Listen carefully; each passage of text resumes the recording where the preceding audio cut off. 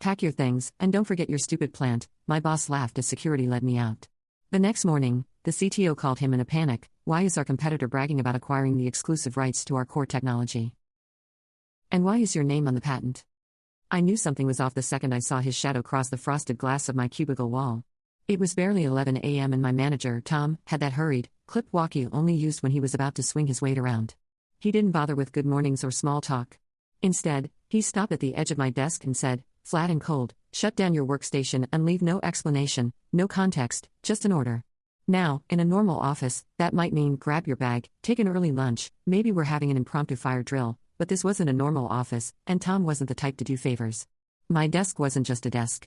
It was the only terminal directly linked to our biggest client's live feed, a high-security connection that streamed real-time product data, monitored inventory and coordinated distribution for a launch that had been in the works for months. I didn't say anything right away, just looked up at him. His jaw was tight, like he was daring me to challenge him. You heard me, he added, crossing his arms. Do you want me to log out of the monitoring software or actually power down the system? I asked deliberately slow. He rolled his eyes. Don't play games. Full shutdown. Now I could have asked why. Could have reminded him the COO had been checking in daily on this project, but years of working under Tom had taught me that reasoning with him was like trying to teach a brick to swim. So I just nodded. Turned back to my screen and began the shutdown sequence. The secure console flickered through its warnings, disconnecting live stream, terminating processes, severing data feed. Each confirmation prompt felt heavier than the last.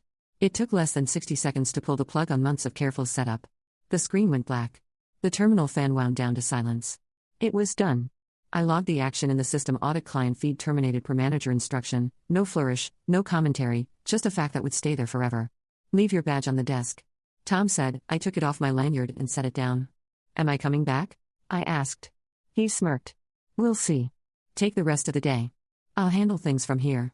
He didn't wait for me to pack my bag, just turned and strode off toward the elevator. I watched him go. My mind already turning over the decision he'd just made. Tom had never liked that I was the only one trusted with the live feed terminal. I built the system from scratch when the client signed with us a secure connection no one else in the department knew how to maintain. I documented everything, of course, but the COO had insisted the live feed remain in my control for security reasons. Tom called it territorial. I called it keeping a $2 million contract from collapsing. He didn't understand the stakes, or maybe he didn't care. I took my time gathering my things. My phone buzzed with a couple of Slack pings, random chatter about lunch plans. Out of habit, I checked the feed status on my personal device, even though I already knew what I'd see offline. Completely dark, Tom wouldn't notice the difference immediately. He'd head to lunch.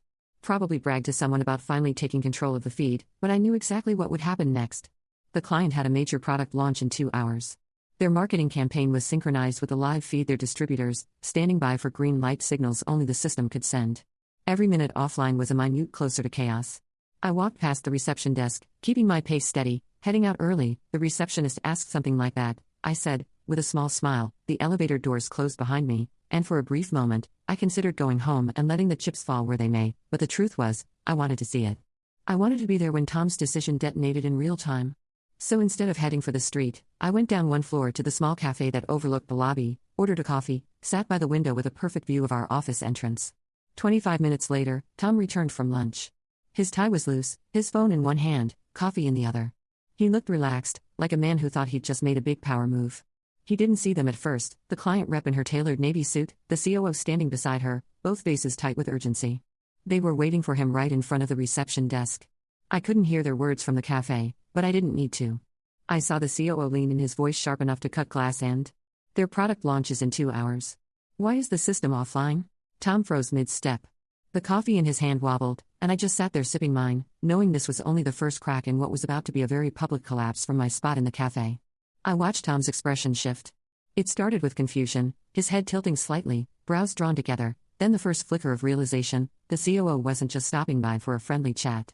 The client rep leaned in, her gestures sharp, clipped, her phone was in her hand, the screen angled toward him like proof in a courtroom. I could almost imagine the headlines scrolling across her mind. Critical system offline, launch in jeopardy. Tom's mouth moved, forming words I couldn't hear. He held his hands out in that half-open way he used when he wanted to look cooperative, but was really just stalling. The coup's reply was short, his posture stiff, chin down, eyes locked on Tom's face like he was reading a confession. Then he turned toward the elevators. Tom hesitated, then followed, still trying to talk, the client rep trailing behind them. I didn't have to guess where they were going. The server room was on the same floor as my old desk. I stirred my coffee slowly, letting the steam curl into the air. It wasn't gloating, not yet, just watching a situation unfold exactly the way I knew it would. By the time I went back upstairs, the energy in the office had shifted. You can feel it when something's wrong. Conversations drop to a murmur. People glance toward closed doors. The air feels thinner. Somehow, two of the junior analysts were huddled near the printer, speaking in low voices. One of them spotted me and straightened. "Hey, I thought you left," she said. "I grabbed a coffee," I replied, keeping my tone even. "What's going on?" They exchanged a look. "The feed's down," the other one whispered. "The client's here. Tom's in the server room with the COO, and they don't look happy." I gave a small sympathetic nod, the kind you give when you're pretending to be surprised. Through the glass walls of the conference room, I caught sight of Tom pacing, hands on his hips.